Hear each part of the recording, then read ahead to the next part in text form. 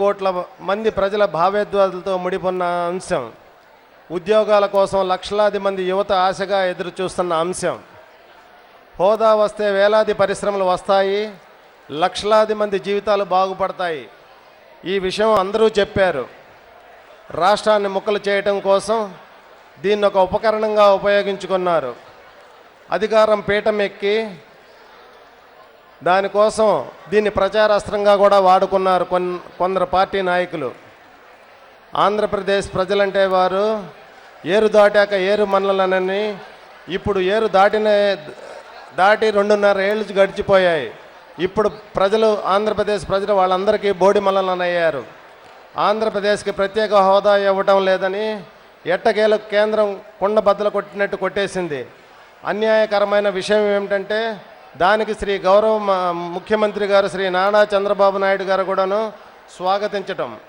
ప్రత్యేక హోదా వల్ల ఉపయోగం లేదన్న అబద్ధాన్ని ఇప్పుడు పదే పదే వల్లిస్తున్నారు. అంత మాత్రాన ప్రజలు నిజమేమిటో అర్థం కాకుండా పోతుందా? ప్రత్యేక హోదా ఇవ్వటం లేదని తేల్చేశారు, సరే, అంతటితో ఊరుకున్నారా అంటే అదీ లేదు. అనేక అసత్యవాదాలను తెరపైకి తెస్తున్నారు. ప్రజల కళ్ళకు గంతలు కట్టే ప్రయత్నం చేస్తున్నారు. ప్రత్యేక ప్యాజీ ఇచ్చామని ప్రచారం చేస్తున్నారు. నిజానికి ప్రత్యేక హోదా లేదు, ప్రత్యేక ప్యాకేజీ లేదు. శ్రీ అరుణ్ జైట్లీ గారు ప్రకటించినవన్నీ విభజనలోని చట్టంలో అంశాలు మాత్రమే. వాటికి కూడా అనేక కత్తులు వేశారు. పైకి మాత్రం ఆంధ్రప్రదేశ్కి ప్రత్యేక సహాయం చేస్తున్నట్టు ఫోజులు ఇస్తున్నారు. అదే సమయంలో ప్రత్యేక హోదాతో ప్రయోజనం అంతగా ఉండదంటూ మసిపూసి మారేడుకాయ చేసే ప్రయత్నం చేస్తున్నారు. కానీ ప్రత్యేక హోదా పొందిన రాష్ట్రాల్లో జరిగే అభివృద్ధి చూస్తే ఈ ప్రచారం ఎంత అబద్ధమో అర్థమవుతుంది. హిమాచల్, ఉత్తరాఖండ్తో పాటు ప్రత్యేక రాష్ట్ర హోదా కలిగిన ఈశాన్య రాష్ట్రాలన్నీ కూడా ఈరోజు అభివృద్ధి పదాన్ని దూసుకుపోతున్నాయి. అందుకు అనుగుణంగా దాని గుణంకాలే అధికారం. మరి ప్రత్యేక హోదా అంతగా ఉపయోగం లేదని కేంద్ర మంత్రులు, బీజేపీ నేతలు ఎందుకు వాదిస్తున్నారు?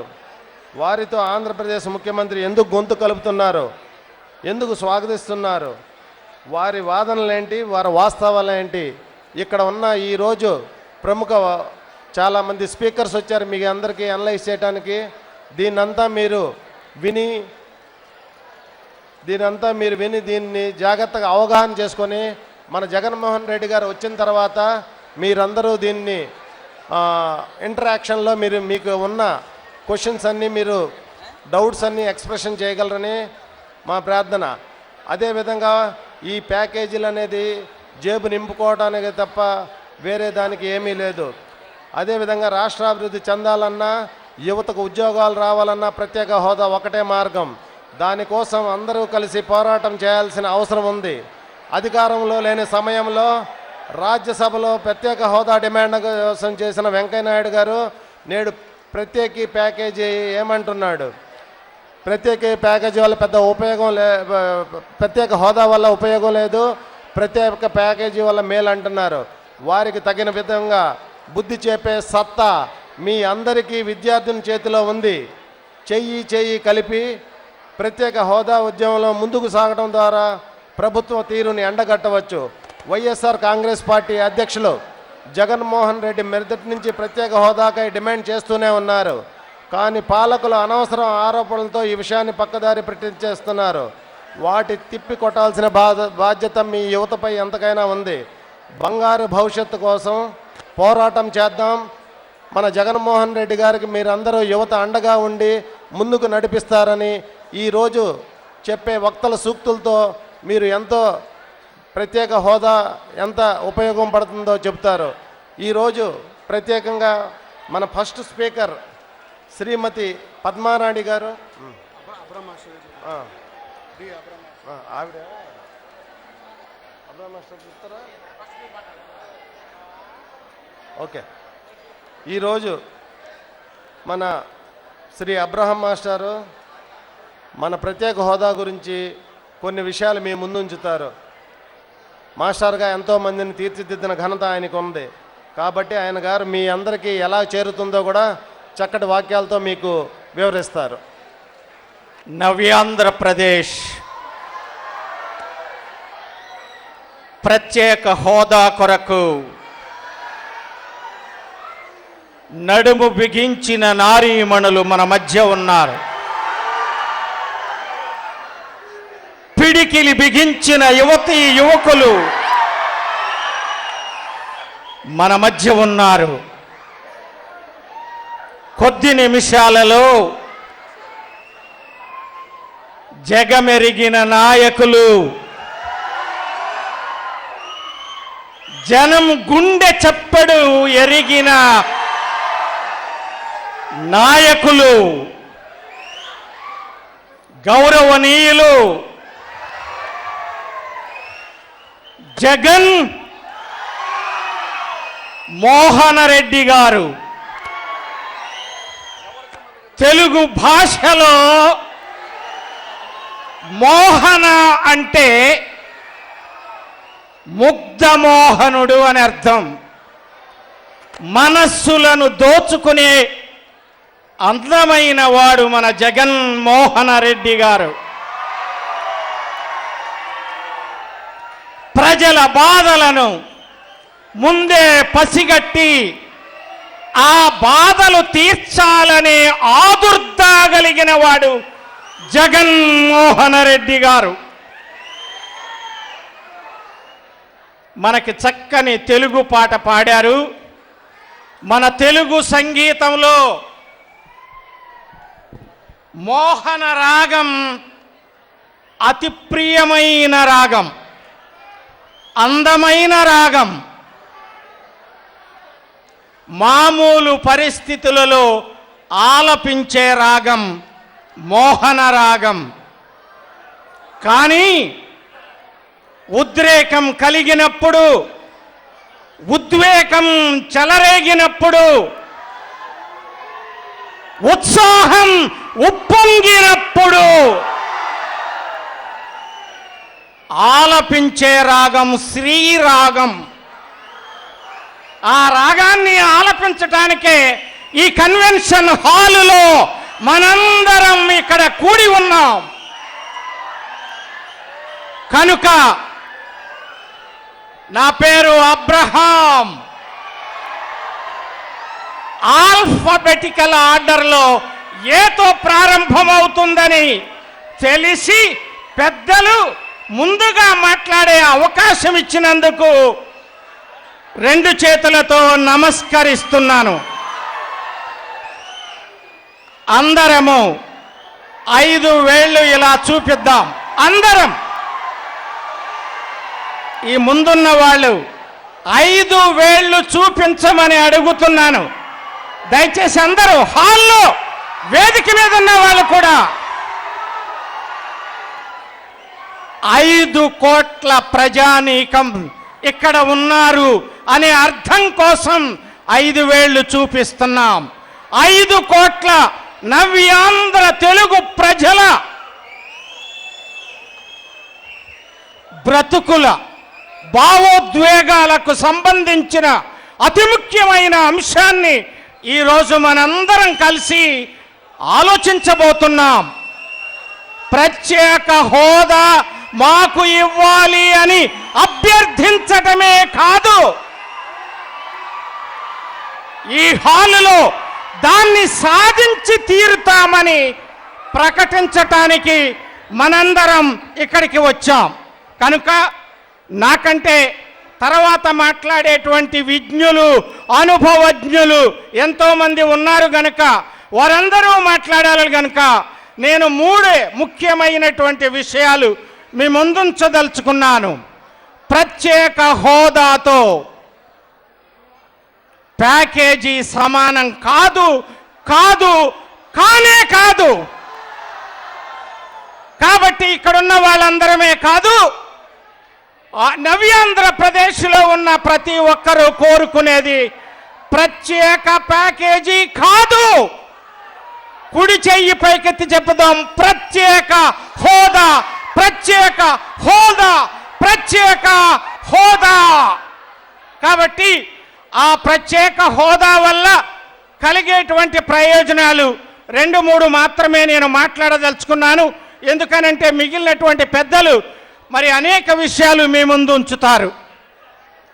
పార్లమెంటు సాక్షిగా పార్లమెంటు సాక్షిగా ఆనాడు పరిపాలించిన కాంగ్రెస్ ప్రభుత్వం, ఈనాడు పరిపాలిస్తున్న బీజేపీ ప్రభుత్వం, నేటి ఆంధ్రప్రదేశ్ ప్రభుత్వం, వీళ్ళందరూ కూడా పార్లమెంటు సాక్షిగా ఇచ్చిన మాటకు వెనకవాడి వెళ్ళవద్దని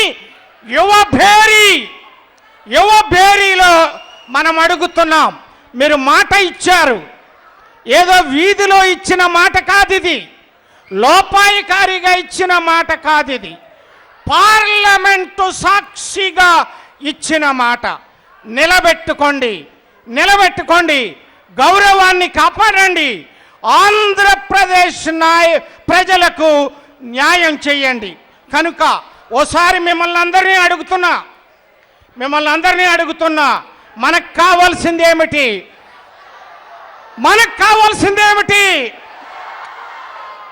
ఈ కన్వెన్షన్ హాల్లో ఉన్న వాళ్ళకు కాదు వినపడవలసింది, ఢిల్లీ పార్లమెంటుకు వినపడేటట్లు మనందరం ముక్త కంఠంతో ఓసారి చెప్పుదాం, మనకు కావాల్సిందేమిటి? నేను మొట్టమొదట నా వాక్యాన్ని నడుము బిగించిన నారీమణులతో ప్రారంభించాను, కానీ వాళ్ళెవరు చేతులెత్తట్లేదు, వాళ్ళెవరు నోరు తెరవట్లేదు. ఈసారి ఓకే, మిమ్మల్ని అడుగుతున్నాం, మనకు కావాల్సింది ఏమిటి? కుడి చెయ్యి పైకెత్తండి, పిడికిలి బిగించండి, ఓసారి చెప్పండి. ప్రత్యేక హోదా తప్ప ఇంకా మరి ఏమి ఇచ్చినా మనం సంతృప్తి చెందాం. ఇది న్యాయమైన కోరిక, అసంబద్ధమైన కోరిక కాదు. ఎందుకు న్యాయబద్ధమైనది అనంటే, విభజన ఎలా జరిగిందో ఇక్కడ ఉన్నటువంటి వారందరికీ తెలుసు. అన్యాయంగా జరిగిన ఆ విభజనలో నవ్యాంధ్రప్రదేశ్కి జరిగినటువంటి అన్యాయాన్ని పూరించాలి అంటే, న్యాయం చెయ్యాలి అనంటే కావలసింది ప్రత్యేక హోదా కానీ ప్యాకేజీలు కాదు. కాబట్టి విద్యార్థి లోకం ఇక్కడ ఉంది, విద్యార్థి యువతీ యువకులు ఇక్కడ ఉన్నారు, భావి జీవితం మీది. మన ఆంధ్రప్రదేశ్ ప్రభుత్వపు లెక్కల ప్రకారం చూస్తే 1.5 కోటి మంది నిరుద్యోగ యువత ఉద్యోగాల కోసం ఎదురు చూస్తున్నారు. ఉన్నతమైనటువంటి విద్యలు అభ్యసించి అనేక నైపుణ్యాలు సాధించి ఈ నవ్యాంధ్రప్రదేశ్లో వాళ్ళకి మంచి ఉద్యోగాలు వస్తాయని ఆశతో ఎదురు చూస్తున్నారు. వేలాది పరిశ్రమలు వస్తేనే లక్షలాది యువతకు ఉద్యోగాలు వస్తాయి, కోట్ల పెట్టుబడులు వస్తాయి. మన యువతకు బంగారు భవిత వస్తుంది.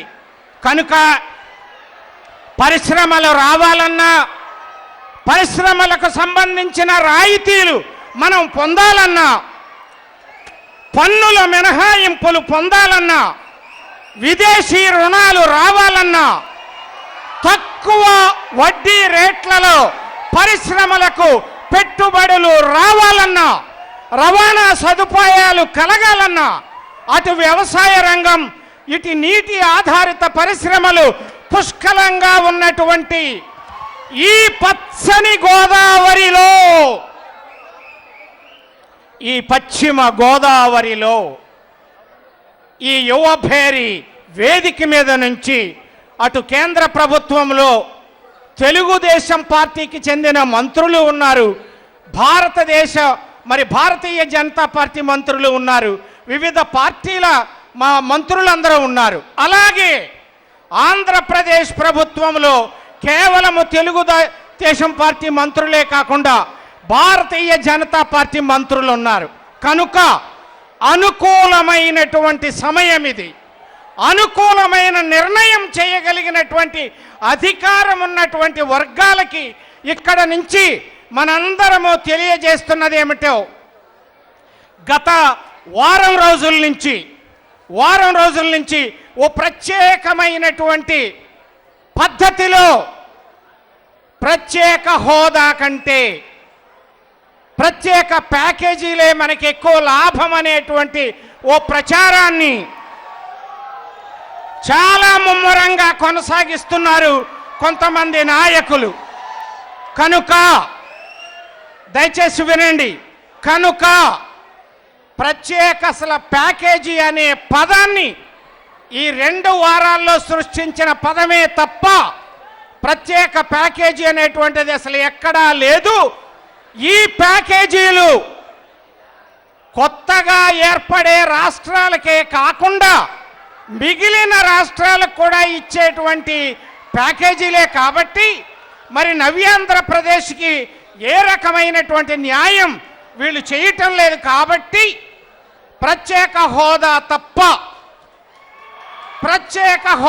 తప్ప మరే రకమైనటువంటి మరి ప్యాకేజీలకి మనం అంగీకరించట్లేదు అనేటువంటి విషయాన్ని ఇక్కడ తెలియచేస్తూ నేను 2 ఆలోచనలు, నా సొంత అనుభవాలు మీ ముందుంచి ముగించదలుచుకున్నాను. కొద్ది సంవత్సరాల క్రితం నేను 30 సంవత్సరాలుగా గ్రామీణ పేద ప్రజల సమగ్ర అభివృద్ధి సాధించేటువంటి ఓ సంస్థకి డైరెక్టర్గా ఉంటూ 15 జిల్లాలలో 2,50,000 మంది పేద ప్రజలతో కలిసిన అనుభవంలో జరిగిన ఓ చిన్న సంఘటన మీ ముందుంచదలిచాను. అదేమిటి అనంటే దయచేసి వినండి. ఒక టీమ్ ఆఫ్ ఎక్స్పర్ట్స్ ఇంగ్లాండ్ నుండి, శ్రీలంక నుండి మన జిల్లాకి వచ్చారు. వాళ్ళని నేను ఒక గ్రామం తీసుకొని వెళ్ళాను. వాళ్ళు పేద ప్రజలు, గ్రామంలో ఉండే పేద ప్రజలు ఏ రకంగా అభివృద్ధి చెందుతున్నారో తెలుసుకోవాలని వచ్చిన ఓ అధ్యయన బృందం అది. వాళ్ళతో కలిసి నేను గ్రామం వెళ్ళినప్పుడు ఆ గ్రామ ప్రజలందరూ కూడా ఒక చోట ఇలాంటి సదస్సులోకి వచ్చారు. అక్కడ నుంచి ఆ ఇంగ్లాండ్ నుంచి, శ్రీలంక నుంచి వచ్చిన వాళ్ళు మొట్టమొదట వేసిన ప్రశ్న ఆ పేద ప్రజలని, నిరక్షరాస్యులైన ప్రజలని, మధ్యతరగతి వర్గాల ప్రజలని వాళ్ళు అడిగిన ప్రశ్న ఏమిటి అంటే, మీ పిల్లలు ఏం చదువుతున్నారు అన్నప్పుడు అరాకొర చదువులు ఉన్న తల్లులు, ఆ మాత్రం చదువులు కూడా లేని తండ్రులు, అల్పాదాయంతో బతుకుతున్నటువంటి ప్రజలు చెప్పిన మాట ఏమిటంటే, మా అబ్బాయి బీటెక్, మా అమ్మాయి ఎంటెక్, మా అబ్బాయి ఎంబీఏ, ఎంఫార్మసీ అని ఆంగ్ల పదజాలంలో వాళ్ళు జవాబు చెప్పినప్పుడు ఆ ఇంగ్లాండ్ నుంచి, శ్రీలంక నుంచి వచ్చినటువంటి వాళ్ళు ఆశ్చర్యం చెంది వాళ్ళు వెంటనే వేసిన మరో ప్రశ్న ఏంటంటే, మీరు చూస్తే పేద వర్గాలుగా ఉన్నారు, ఈ ఖరీదైనటువంటి చదువులు మీ బిడ్డలని ఎలా చదివించగలిగారు అని అడిగినప్పుడు ప్లీజ్ వాళ్ళు చెప్పిన సమాధానం, ముక్త కంఠంతో చెప్పిన సమాధానం ఏమిటి అనంటే, అమ్మా మా బిడ్డలని ఈ స్థాయికి చదివించింది మేము కాదు, మా పాలిట దేవుడైన దివంగత రాజశేఖర రెడ్డి గారు అని వాళ్ళు చెప్పారు.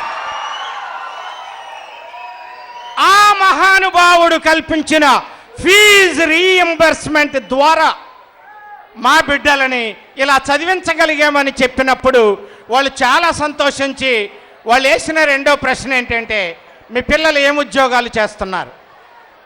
వాళ్ళు ఇచ్చిన సమాధానం ఒక్కసారి వినండి. మా పిల్లలు పట్టా చేత్తో పుచ్చుకున్నారు, పొట్ట చేత్తు పట్టుకున్నారు, పట్టణాలు తిరుగుతున్నారు, ఉద్యోగాలు లేవు అని చాలా బాధతో చెప్పారు. నేను చెప్పిన మాట కొన్ని సంవత్సరాల క్రితం జరిగినటువంటిది. ఈ లోపల వేల సంఖ్యలో ఉన్నతమైన చదువులు చదివినటువంటి యువత ఉద్యోగాల కోసం ఎదురు చూస్తున్నారు. కాబట్టి యువతకి ఉద్యోగాలు రావాలి అంటే, మంచి భవిత కలగాలి అనంటే పరిశ్రమలు వేల సంఖ్యలో రావాలి. ఆ వేల సంఖ్యలో పరిశ్రమలు రావాలి అనంటే ప్రత్యేక హోదా, ప్రత్యేక హోదా, ప్రత్యేక హోదా వస్తేనే పరిశ్రమలు వస్తాయి, యువతకి భవిత కలుగుతుంది. అప్పుడు ఆ నవ్యాంధ్రప్రదేశ్లో మనందరి బ్రతుకులు బాగుంటాయి. కాబట్టి ఇదిగో ఆ మహానుభావుడు స్వర్గీయ రాజశేఖర రెడ్డి గారు కల్పించినటువంటి ఆ విద్యా సౌకర్యాల వల్ల ఉన్నతమైన చదువులు చదవగలిగినటువంటి మన యువతకి మరి మనం ఖచ్చితంగా ఈ సౌకర్యాలు కల్పించాలి. కాబట్టి కేంద్ర రాష్ట్ర ప్రభుత్వాలు చేసిన నిర్ణయాలపైన పునరాలోచన చేసి 5 కోట్ల మంది ముక్త కంఠంతో అడుగుతున్నటువంటి ఈ హక్కును మనందరికీ ప్రసాదించాలని చెప్పి ఈ వేదిక మీద నుంచి, ఈ యువ భేరీ వేదిక మీద నుంచి, ఆంధ్ర ప్రజల ఆత్మ గౌరవ భేరీ నుంచి కేంద్ర రాష్ట్ర ప్రభుత్వాలకి విజ్ఞప్తి చేస్తూ ఒకే ఒక్క మరి 2 ఆలోచనలు నా అనుభవంలో ఉన్నాయి పెట్టి సాధ్యమైనంత తొందరగా ముగిస్తాను. నేను పులివెందుల వెళ్ళాను, ఇదే బృందాన్ని తీసుకొని పులివెందుల వెళ్ళాను. జగన్మోహన్ రెడ్డి గారి కుటుంబం కట్టించిన ఓ కన్వెన్షన్ సెంటర్లోనికి వాళ్ళని తీసుకొని వెళ్ళాను. మేము ఆ కన్వెన్షన్ సెంటర్లో ఉన్నప్పుడు ఆ ఫ్లోర్ నిగలాడుతూ ఉంది. ఆ ఫ్లోర్ని తుడిచిన దానినే మరలా అక్కడ ఉన్నటువంటి వర్కర్స్ తుడుస్తున్నారు. వాళ్ళ కమిట్మెంట్, వాళ్ళ డెడికేషన్, వాళ్ళ సర్వీస్ చూసి ముగ్ధులమైనటువంటి మేము వాళ్ళని అడిగాం, మీరు ఎక్కడి నుంచి వచ్చారని. కొంతమంది పశ్చిమ గోదావరి అని, కొంతమంది కృష్ణా జిల్లా అని చెప్పారు. అప్పుడు మాకు ఆనందం కలిగి ఆ హాలుని అంత శుభ్రంగా ఉంచినటువంటి ఆ వర్కర్స్కి మేమన్నాం, ముగ్ధులమయ్యాం. మీ యొక్క spirit of service, me spirit of commitment, యజమాని లేకుండా మీరు చేస్తున్న సేవలు మమ్మల్ని ముగ్ధుల్ని చేశాయి. కాబట్టి సంతోషంగా మేము కొంత డబ్బులు ఇవ్వాలని వాళ్ళ చేతుల్లో పెట్టినప్పుడు, my dear brothers and sisters, my dear elders,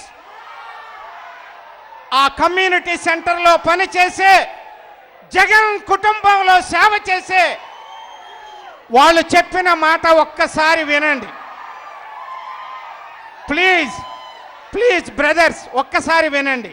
వాళ్ళు అన్న మాట ఏమిటంటే, మాకు జగన్ గారుండగా మరెవ్వరూ మాకు ఏ రకమైన సహాయం చేయవలసిన అవసరం లేనే లేదు, మీరు మమ్మల్ని మెచ్చుకున్నారు చాలు అని వాళ్ళు చెప్పడం ఆ జగన్ కుటుంబంతో పనిచేసే వాళ్ళల్లో ఎంత క్రమశిక్షణ ఉంటుందో, ఎంత పట్టుదల ఉంటుందో, ఎంత సేవాభావం ఉంటుందో కళ్ళారా చూశాను, ముగ్ధునయ్యాను. ఇంకొక ఆలోచన పంచుకొని నేను ముగిస్తాను. 2000 మనకిప్పుడు ఓ పెద్ద పేపర్ ఇచ్చారు, ప్రత్యేక హోదా ఉద్యమం 2014 మే 5వ తేదీన ప్రారంభమైనట్లు నేటి వరకు జరుగుతున్న యువభేరీతో సహా ఈ మహా ఉద్యమం పతాక స్థాయికి చేరినట్లుగా ఈ చరిత్ర మనకి చక్కగా ముద్రించి ఇచ్చారు. ఈ సందర్భంలో నేను ఒకే ఒక మాట మీకు చెప్పి ముగించదలుచుకున్నాను. జగన్ మోహన్ రెడ్డి గారు మన మధ్యలో ఏ క్షణంలో వస్తారు కాబట్టి నేను నిజంగానే 1/2 నిమిషంలో ముగిస్తాను. 2014లో ప్రారంభమైన ఈ మహా ఉద్యమం మన ఆంధ్రప్రదేశ్కి, నవ్యాంధ్రప్రదేశ్కి 2015, 2016 చరిత్రలో నిలిచిపోయే 2 సంవత్సరాలు. ఏమిటి ఈ 2 సంవత్సరాల ప్రత్యేకత అంటే, 2015లో గోదావరి పుష్కరాలు జరిగాయి, 2016లో కృష్ణా పుష్కరాలు జరిగాయి. మరి ఈ పుష్కరాలు జరిగినప్పుడు కేంద్ర మంత్రులు వచ్చారు, రాష్ట్ర మంత్రులు వచ్చారు, పుష్కర స్నానాలు చేశారు. ఈ గోదావరి కృష్ణా నదులను జీవనదులుగా ప్రకటించారు. ముక్కోటి దేవతలు ఈ నదులలోనికి వచ్చారు. ఇక్కడ పేద ప్రజలు, అన్ని రకాల ప్రజల పైన ఆశీస్సులుంచి దీవించటానికి ముక్కోటి దేవతలు వచ్చారని ప్రకటించారు. కనుక నా చివరి మాటలో ఓ అభ్యర్థన నేను కేంద్ర ప్రభుత్వానికి, రాష్ట్ర ప్రభుత్వానికి మరి తెలియజేసి ముగిస్తాను. అదేమిటి అంటే 11 రాష్ట్రాలు ప్రత్యేక హోదాని అనుభవిస్తున్నాయి. 12 సంవత్సరాలకు ఒకసారి పుష్కరుడు నదుల్లోనికి వస్తాడు, ముక్కోటి దేవతలు వస్తారు, మన కోరికలు తీరుస్తారు అని చంద్రబాబు నాయుడు గారు మీరే చెప్పారు. గోదావరి నదీ తీరాన్న, కృష్ణా నదీ తీరాన్న. అందుకని నేను అడుగుతున్నది ఏమిటంటే 11 రాష్ట్రాలు ప్రత్యేక హోదాని అనుభవిస్తున్నాయి. పుష్కరాలు ముగించిన శుభవేళ ముక్కోటి దేవతలు ఆంధ్ర నదుల్లో వాళ్ళు వచ్చిన వేళ ఒక్కసారి మోదీ గారికి విజ్ఞప్తి చేసి మీరు కూడా చేసిన నిర్ణయాన్ని పునరాలోచన చేసి పుష్కరాలకు వచ్చినటువంటి గొప్ప బహుమానంగా నవ్య ఆంధ్రప్రదేశ్ని ప్రత్యేక హోదా పొందే 12వ రాష్ట్రంగా ప్రకటించమని కోరుతూ మరొక్కసారి ఇదిగో 5 కోట్ల ప్రజల ఆవేదనని అర్థం చేసుకొని 12వ రాష్ట్రంగా, ప్రత్యేక హోదా కలిగిన 12వ రాష్ట్రంగా ప్రకటించమని కోరుతూ ఈ అవకాశం ఇచ్చినటువంటి నిర్వాహకులు, మన జిల్లా మరి వైఎస్ఆర్ కాంగ్రెస్ పార్టీ అధ్యక్షులు ఆళ్ళ నాని గారు, డాక్టర్ ప్రసాద్ గారు, వేదిక మీద ఉన్న అధ్యక్షులు పెద్దలందరికీ, యువతీ యువకులందరికీ 2 చేతులు కాదు 200 చేతులతో నమస్కరించి కూర్చుంటున్నాను. Thank you, thank you, thank you.